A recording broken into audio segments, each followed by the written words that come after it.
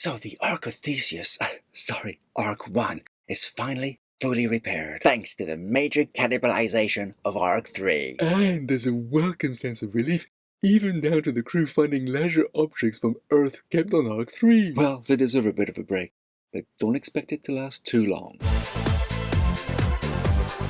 Hey, Commander Fennec here, and the show is definitely changing. After 17 episodes of Ark 1 limping through space, the ship is fully operational, and the show certainly feels like it's turning into a bit of a Star Trek-like entity. Yeah, for one thing, the universe got a fair bit bigger by exploring Ark 3's historical archives and realizing many more trillionaires built ships to escape a dying Earth.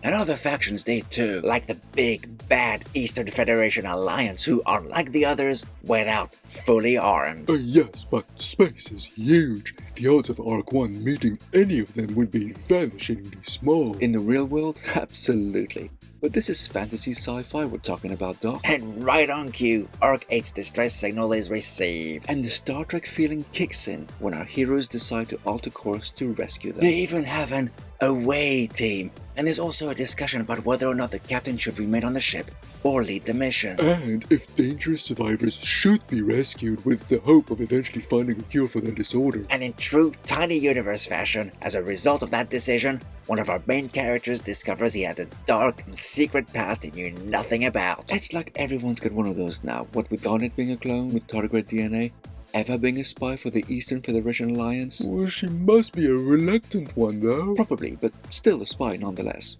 Then there's Bryce, who's definitely hiding something, and now Spence, not knowing who he is anymore. Well, now the ship isn't threatening to blow up every 5 minutes, the writers are putting the focus on character revelations and hidden secrets. You mean like how Dr. Marsh is hiding something about Kelly's augmentations? Totally.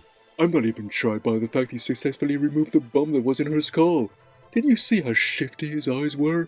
There's definitely more to it. That man does good shifty eye acting for sure. But it's not all threats, secrets, and conspiracies. We see a softer side to Kelly. Still think she'll end up sacrificing herself for the good of the ship at some point. Maybe so, but not today. And in fact, her and Trust might slowly be becoming friends after all. And the biggest moment of the series, Alicia and Angus finally express their love for one another.